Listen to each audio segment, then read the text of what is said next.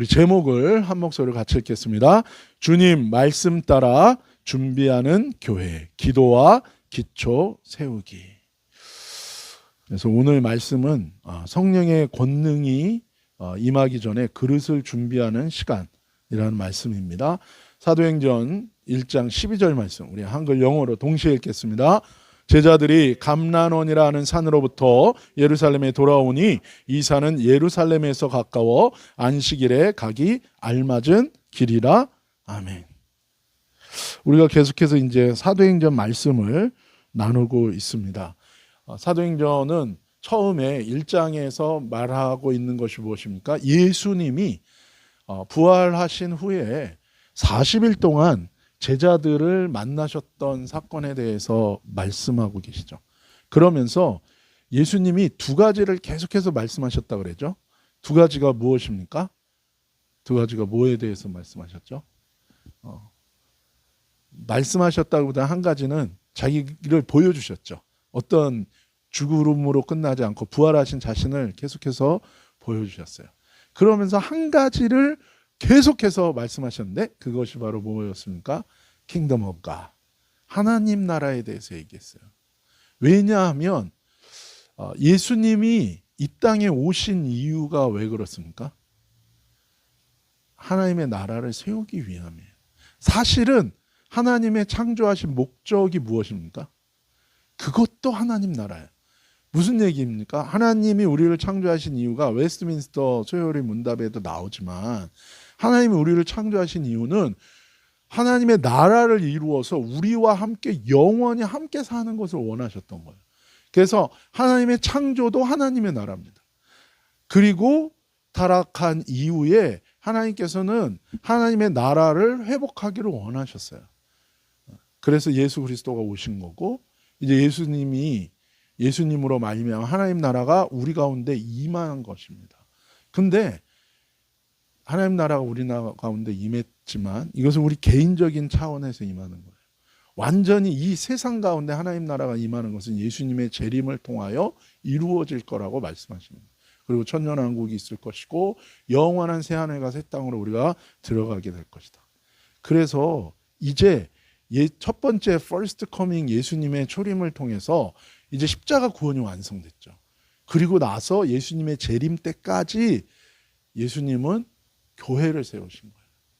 그 교회의 첫 번째 기초가 되는 사람들이 누구예요? 12 제자와 그리고 초대교회 성도들인 것입니다. 그래서 사명이 있는 거예요. 교회의 사명은 무엇입니까? 하나님의 나라를 먼저 받아들이는 것이고 하나님의 나라를 누리는 것이고 하나님의 나라를 이 땅에 있는 사람들에게 전하고 보여주는 것을 해야 되는 거예요. 사람들이 교회에 와서 무엇을 봐야 됩니까? 주님을 봐야 되죠. 그리고 하나님의 나라를 경험하는 거예요. 교회는 그것을 보여줄 수 있어야 돼요. 말로만이 아니라 교회가 하나님 앞에 거룩하고 성결하고 구별되고 하나님의 예수님을 믿고 믿는 자에게 주시는 성령을 받아서 그 권세와 능력, 예수 그리스도의 이름의 권세로 그것을 보여줄 수 있어야 돼요. 그래서 교회는 세상으로부터 미움을 받을 수는 있습니다. 왜요? 세상의 가치와는 다르기 때문에 핍박을 받을 수는 있어요. 그러나 교회는 절대로 당해서는 안 되는 게 무엇이냐면 무시입니다. 무시. 쟤는 진짜 싫어. 근데 뭐예요? 쟤는 뭔가 있어. 그거예요.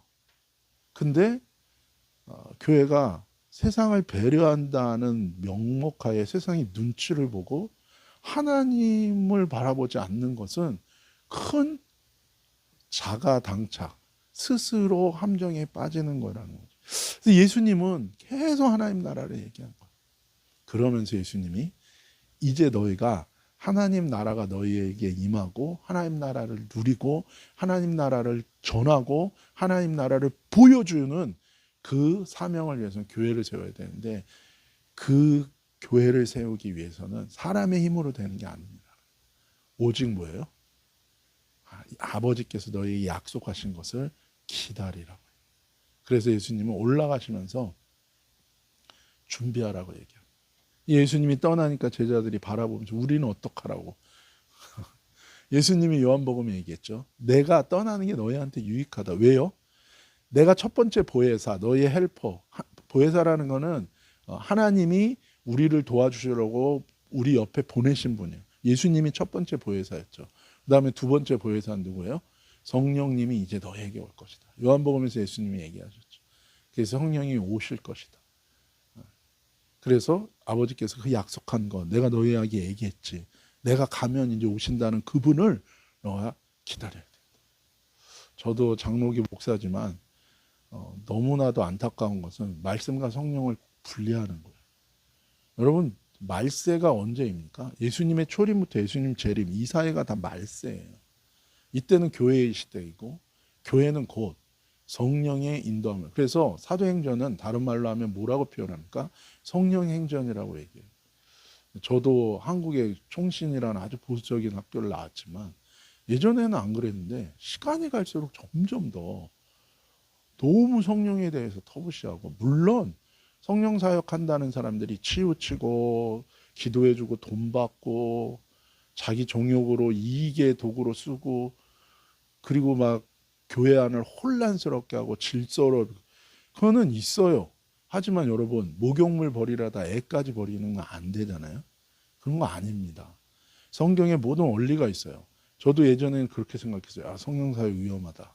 교회 안에서 하면 뭐 일반 평신도들이 예언한다고 그러고 뭐 불받았다고 그러고 교회를 혼란하게 하고 목사는 환상도 못 보고 예언도 못 하고 능력도 없는데 내가 예언하고 능력 받았으니까 내 밑에 꾸르라고 그러고 교회가 혼란하고 막 성령 받았는데 돈놀이하고 막 싸우고. 근데 성경을 가만히 보니까 원리가 다 있는 거예요. 권위와 질서 아래 충분히 모든 것은 물론 인간의 탐욕과 욕심은 있지만 교회 안에서, 그러니까 이게 교회 안에서 이루어지지 않고 무슨 뭐 능력 받으면 집에다가 제단 쌓고 자꾸 아웃사이드 밖에서 일어나는 거예요. 물론 페라처치와 로컬 처치가 있고 밖에서 하나님께서 그런 서포팅을 하기 위한 조직이나 걸 이해할 수는 있어요. 그러나 근본적으로는 교회 아예 권위와 질서 아래서, 이게 그러니까 권위와 질서는 사람들을 억압하는 도구가 아니에요. 그게 아니라 모두가 하모니를 이루고 각자의, 누구는 중요하고 누구는 안 중요한 게 아니라 각자의 그 역할과 은사를 따라서 우리가 하나님 나라를 사람들에게 전하고 보여주고 주의 복음을 땅끝까지 전하기 위하여 이것을 같이 하나로 만드는 거예요. 그래서 제자들에게 예수님께서 오늘 우리가 나눌 말씀에서 준비시키는 것 두 가지를 하게 됩니다. 그것은 기도예요. 기도. 여러분, 딴 거 없습니다. 교회에 기도 안 하잖아요. 성령 역사 없어요. 성령이 없으면 내 힘으로 합니까? 내 돈으로 합니까? 교회 조직으로 합니까? 그게 중세의 카톨릭의 타락이에요. 이 기도하지 않는 거, 만민이 기도하는 집이다. 기도하지 않으면 교회는 힘이 없어요.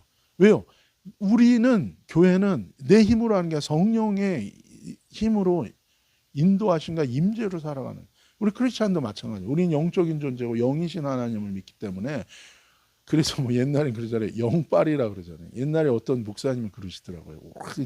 돌아가셨는데 그분이 요즘 목사들은 신기가 없대요. 옛날 표현이에요. 무슨 무당도 아니고. 그러니까 왜 그러냐면 너무 기도를 안 하는 거예요. 머리만 쓰는 거예요. 이성이 잘못된 건 아닙니다. 그러나 이 혼적인 이성과 감성과 우리의 의지는 우리의 영, 내 영 속에 계신 성령 하나님의 인도함을 받아야 돼요. 모든 사상과 생각을 사로잡아 그리스도 앞에 복종시킬 때 그 이성이 빛나는 것처럼. 그래서 기도를 하는 내용이, 준비가 기도예요. 기도. 예수님의 승천 이후에 하나님 나라를 위한 주님의 교회로 세워지기 위하여 하나님이 너희에게 약속하신 것을 기다려라. 그건 기도인 겁니다. 그래서 교회는 정말 성령을 구해야 돼요. 크리스찬은 성령을 구해야 돼요. 장로교 신자들도 성령을 구해야 돼요. 근데 너무 무지해요. 제가 일본에도 가고 한국에도 가고 이 교단 저 교단 다 만나보면 너무 무지해. 편견만 가득한 거예요. 미국에도 저희 학교 나온 몇 년 선배가 있는데 이 사람이 아주 그냥 어떤 한 부분을 잡아가지고 그렇게 험담하고, 근데 그게 또 교회의 세미나인 거예요. 어저께 이제 미주양신에서 박사과정 지도하는 제 친구랑 만나서 그런 얘기를 했는데, 그 친구 얘기는 그거예요. 지금 MZ세대 지금 때가 어느 때인데 그런 편협한 사람들의 마음, 그걸로 먹고 사는 거야. 그 사람은 책까지 쓰고 한국이랑 미국 교회 돌아다니면서. 아니 왜 그러고 사는지 모르겠어요. 나와서 풀빵 장사를 하지 차라리. 근데 어쨌든 그래서 이 준비라는 게 뭐예요? 교회는 기도해야 됩니다. 그래서 정말 기도에서 사도 바울을 통해서 주님이 말씀하신 것처럼 우리 성령이 충만한 하나님의 영에 붙들려야 됩니다. 그럴 때 우리 생각이 헛된 생각을 안 해요. 그럴 때 내 감정이 왜곡된 감정을 갖지 않고 우리의 의지가 죄를 향하는 의지가 아니라 하나님의 선행과 구제와 복음을 전하고 영혼을 살리고 영혼을 돌보는 의지로 우리가 쓰임을 받을 수 있는 것입니다. 그래서 기도하는 준비가 있었고, 또 하나는 무엇입니까? 부족한 인원, 골석된 인원을 채우는 일들이 오늘 이 두 가지인 거예요. 두 가지. 그래서 어쩌면 이것은 교회를 세우는 그 준비의 과정이기도 해요. 저도 목회를 이렇게 할 줄은 몰랐지만, 근데 하나님이 지나간 10년 넘는 시간들을 그냥 응급실 교회 하라 그래서 순종하고 했어요. 그리고 하나님께서 많은 일들을 하셨고 순회사역도 하라 그래서 순회사역을 시작했고 이제 여기까지 왔어요. 근데 하나님이 이제는 교회를 좀 더 세워가라고 말씀하세요. 그러면서 이 사도행전 말씀 우리가 나누는데 인간적인 방법으로 될 일이 아닙니다. 그러나 분명한 것은 무엇입니까? 기도해야 되는 것이고, 또 하나는 뭐예요? 하나님이 보내시는 하나님의 그 사명자들을 세워야 되는 거예요. 마치 아둘람 굴에 아둘람의 사람들이 400명이 다윗에 함께한 뭐 전부 다 빚진 자, 막 억울한 자.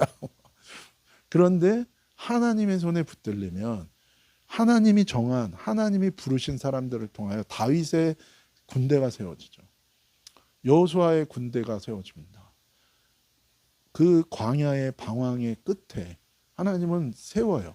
사람을 보내고 사람을 세우는 건 하나님이십니다.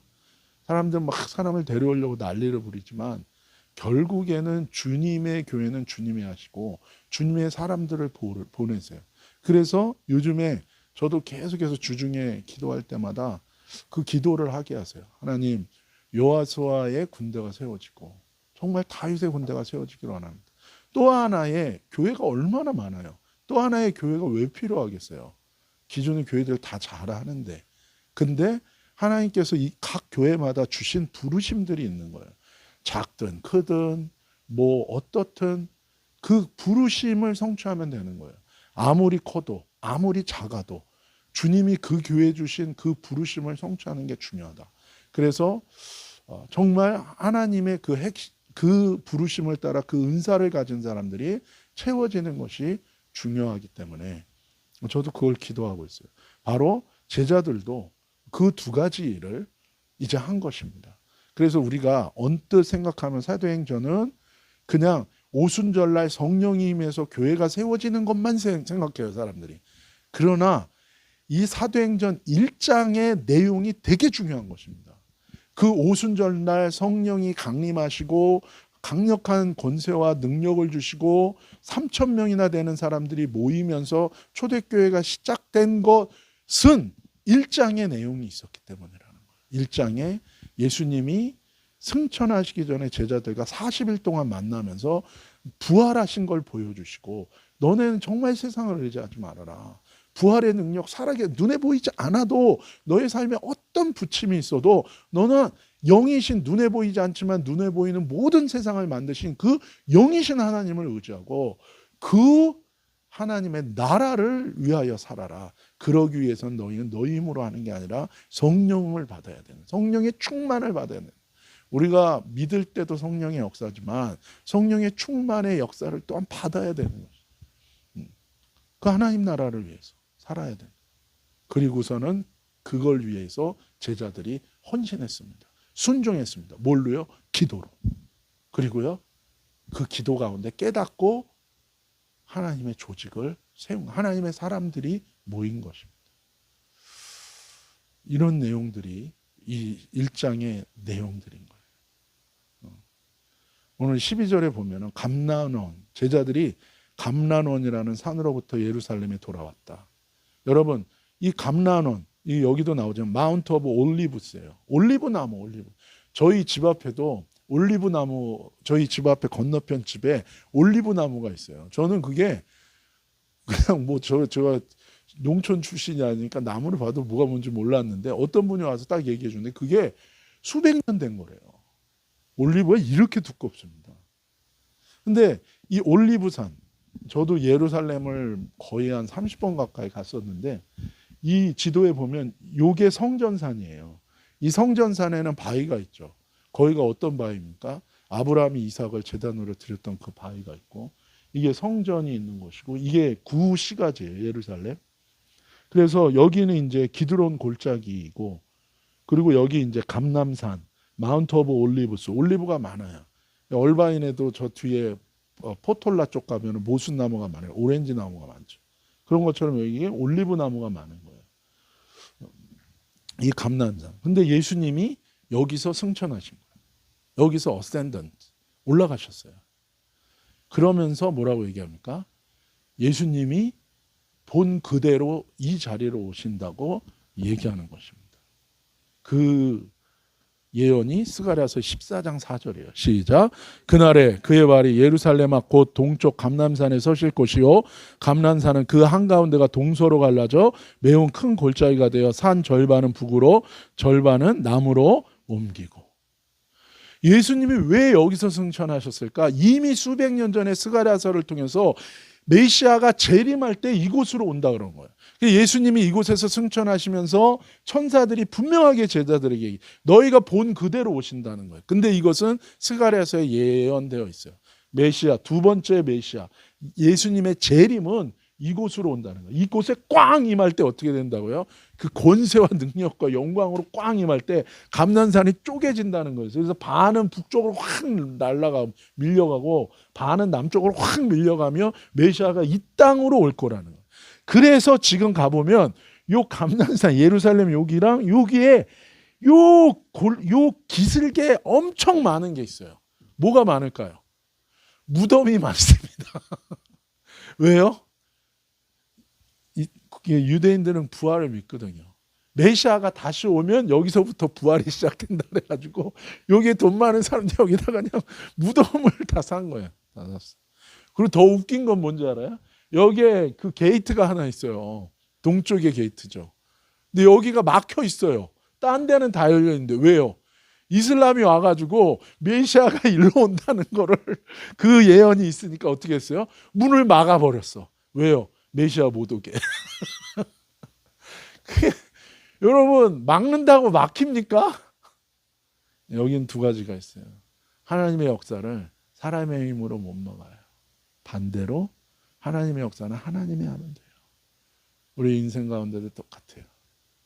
안 되는 거 하나님이 허락하지 않으면 안 돼요. 죽어도 안 됩니다. 그러나 우리가 기도하고 하나님이 역사하시면 되는 거예요. 그래서 우리는 하나님의 뜻을 물어야 돼요. 사건이 발생하면 우리가 하나님께 물어봐야 돼요. 거기서 네가 잘못했으면 그거 얘기하기 이전에 하나님의 뜻을 물어요. 그때 하나님 안에서 회개할 거면 회개하면 되죠. 그리고 하나님 기다리면 되고 또 하나님의 약속을 받으면 되고. 우리는 답이 없는 인생이 아니에요. 교회는요 궁극적으로 답이 있는 곳이에요. 근데 기도 안 하니까 답이 없는 거예요. 사람들이 강남의 권사님들이 왜 무당을 찾아가겠어요?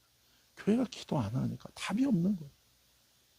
옛날에는 평신도들이 누가 아프다 그러면 막 몰려가. 그러면 본인들이 그런 은사 있는지도 몰라. 그냥 기도를 많이 해서 뭔가 기도하면 막 역사가 일어났어요. 장로교든 감리교든 성결교든 그런 거 다 상관없어. 다 기도하는 사람들이었기 때문에 자기도 모르게 자기도 병이 났고 자기도 모르게 성령의 은사와 능력이 임해 있고 사랑으로 누가 아프다 하면 가가지고 그냥 막 기도해줘. 그게 회복돼야 돼. 그래서 이곳에서 승천하신 이유는 이곳으로 다시 오기 때문에 그 제자들이 여기서부터 이곳에 있었던 것이죠. 그다음에 13절 14절 시작. 들어가 그들이 유하는 다락방으로 올라가니 베드로 요한 야고보 안드레와 빌립 로마와 바돌로메 도마와 바테와 및 알페의 아들 야고보 실론인 시몬 야고보의 아들 유다가 다 거기 있어 여자들과 예수님의 어머니 마리아와 예수의 아우들과 더불어 마음을 같이하여 오로지 기도에 힘쓰니라. 첫 번째 이들이 순종한 것은 무엇입니까? 예수님의 말씀을 따라 기도했다는 것입니다. 근데 여기 모여있는 사람들이 있어요.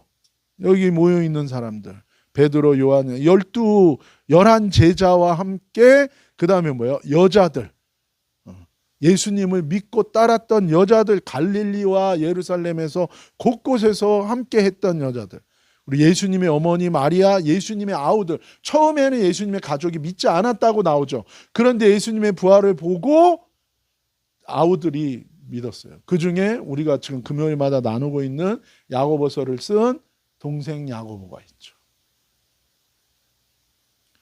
이 사람들이 모였어요. 그리고 우리가 아는 것처럼 70인 전도대가 있었잖아요. 그 외에 예수님을 믿고 따랐던 사람들 약 120명이 모였죠. 이 사람들이 어떻게 했다고요? 더불어 마음을 같이하여 호모 스마돈 이게 뭐예요? 한 마음 한 영이 됐다는 거예요. 여러분 기도할 때 가장 중요한 것은 뭡니까? 기도는 나를 발산하는 게 아니라 기도는 하나님의 채널에 나를 맞추는 거예요. 그럴 때 교회는 하나 되는 거예요. 하나 되자 연합하자. 무엇을 위해서요? 어떻게? 생각이 다 다른데 근데 기도하면 하나 돼요. 왜요? 내 뜻을 앞세우는 게 아니라 기도는 하나님의 뜻을 앞세워요. 기도도 막 그런 전투적인 기도를 하는 분이 있어요. 막 정죄하는 기도 그게 아니라 기도 중에 주님 앞에 내가 바뀌는 거예요. 그러면 뭐예요? 각자가 하나님을 향하면 너무나 다른 우리가 하나로 연합할 수 있고 영으로 하나 될 수 있다. 하나님의 영으로. 오로지 기도한 거예요. 오로지. 딴 거 없다. 회의할 거 없다. 일단 기도하자. 하나님의 뜻을 묻자. 내 안에 막 너 예전에 그리고 막 감정의 상함, 생각의 다름, 판단의 다름 일단 다 내려놓자는 거예요. 교회가 하나님 뜻을 구하면서 한 마음으로 그것만 기도에만 입술 때 그때 진정한 초대교회 강력한 바로 그 교회가 세워질 수 있다.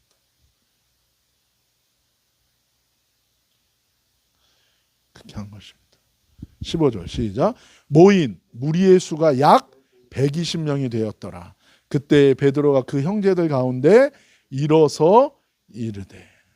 자, 성경은 몇 명이 모였는지를 얘기하는데 에스티메이트로 얘기하지만 숫자를 얘기합니다. 몇 명이라고요? 120명.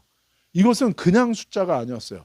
당시에 재밌는 것은 이 각 회당, 시나고그가 있는데 그 회당으로서 인정을 받으려면 120명이 돼야 돼요. 그래야 그 회당을 중심으로 거기서 결정하는 영적인 권위를 갖는 그 회당으로 시나고그로 공동체로 인정받는 숫자가 120명이었어요. 하나님은 하나님의 공동체를 시작하기 위하여 이 정도의 사람을 모으신 거예요. 그리고 이 120명은 12 곱하기 10 이게 완전 숫자를 얘기하는 거예요. 그래서 숫자를 어거지로 때려 맞히는 게 아니라 성경에는 토시 하나도 그냥 나오질 않아요. 거기에는 다 의미가 있는 것입니다. 하나님의 완전한 공동체로 시작하게 하신다는 거예요. 그렇게 시작하게 한 거예요. 그런데 문제가 있었던 거예요. 기도하다가 베드로가 형제들 가운데 일어서서 이르되라. 일어서서 이르되 이게 헬라 원문을 보면 무슨 의미냐? 그냥 있다가 일어났다라는 의미가 아니에요. 그게 아니라 하나님으로부터 메시지를 받고 깨달음을 받고 인스파이어링을 받아서 권위를 가지고 일어나서 얘기했다는 의미. 기도하다 보면 깨닫는 게 있는 것입니다. 무엇을 깨달았는가?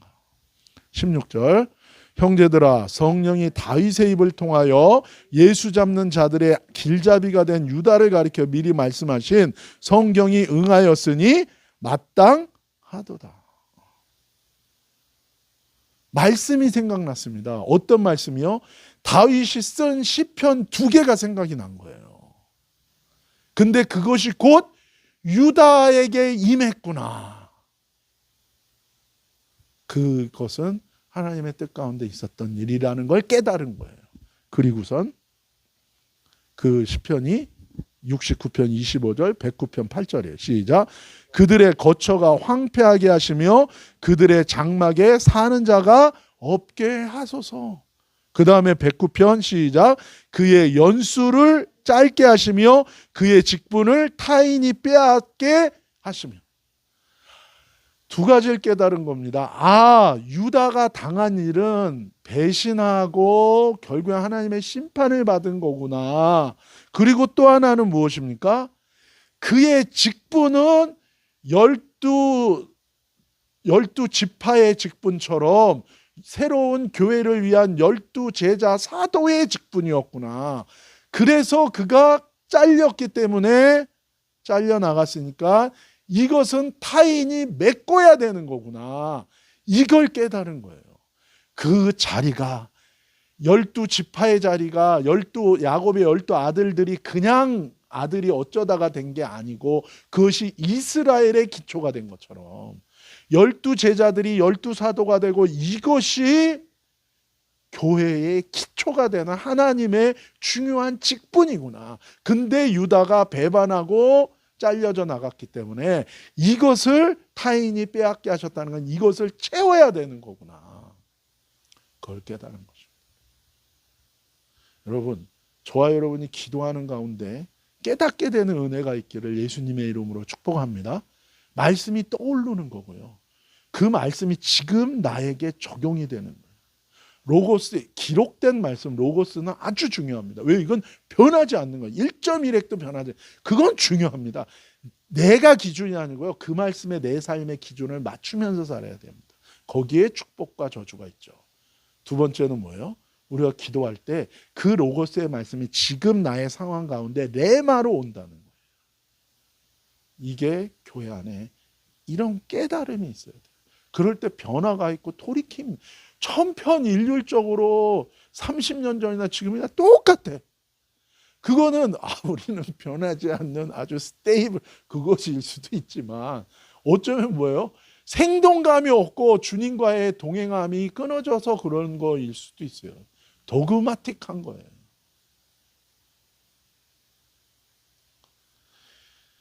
이 도그마 교리라는 것은 디펜스하기 위한 것이지 우리는 뭐예요? 어택할 때는 뭐예요? 주님과 함께 믿음으로 나가야 되는 거예요. 저는 제일 안타까운 게 한국교회, 여기는 좀 요즘엔 난리지만 한국교회 가면 교회마다 붙어있는 스티커가 있어요. 뭡니까?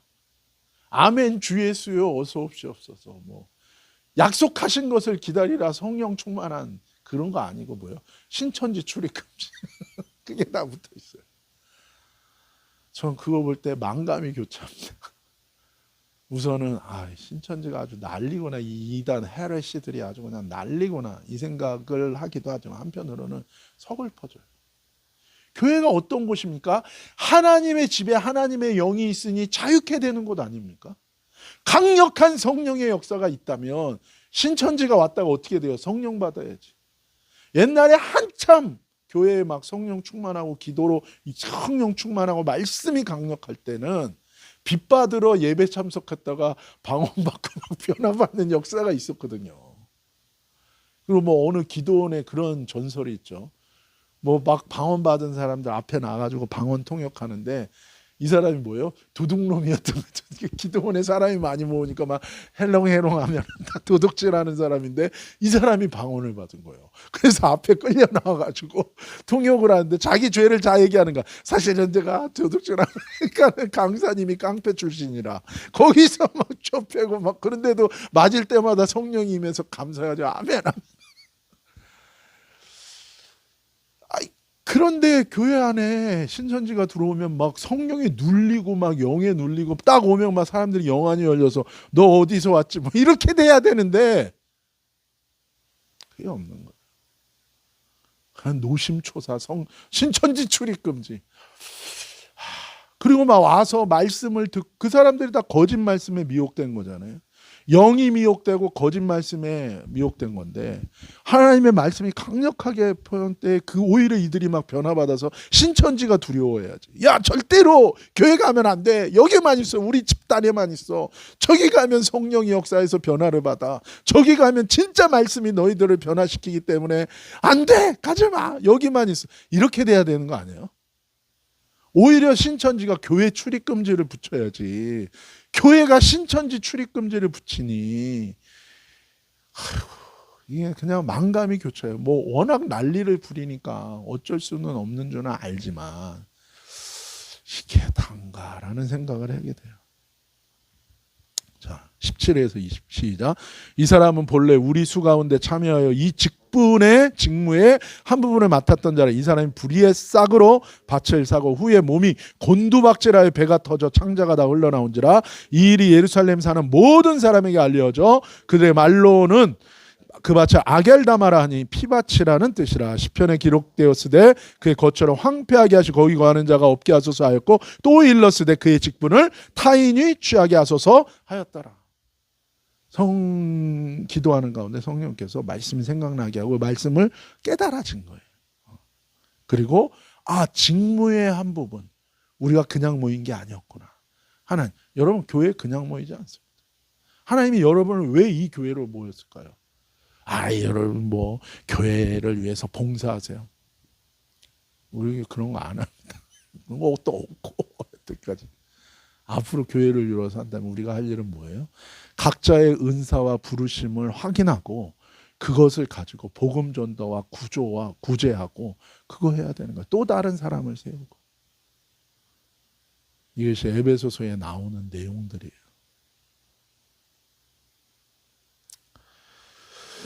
자, 10이라는 숫자는 하나님 나라의 포메이션, 진영이에요. 그래서 구약의 12지파 이스라엘이 있었죠. 이것이 신약의 12사, 이게 교회의 기초가 되고, 이것이 계시록에 가면 예루살렘의 12기초 속에 사도들의 이름입니다. 이 구조는 하나님이 정하신 영원한 질서예요. 하나님의 역사는요, 왜 질서와 권위를 따라서 하느냐? 여러분 막 뭐 성령이 임했다고 그러는데 막 질서가 없고 막 이상한 행동하죠. 그러면 일단은 저건 아니에요. 그럴 리가 없습니다. 성령의 역사는요, 물론 강력하게 역사하면 어떤 때는 막 뭐 몸을 못 가눌 정도는 있지만 대부분은요 컨트롤 되게 돼 있습니다. 안 되는 이유는 내가 막 격정적인 나의 어떤 막 그걸 막 이러는 나한테 때려야 돼요. 정신 차려라, 그만해. 멈출 수 있습니다.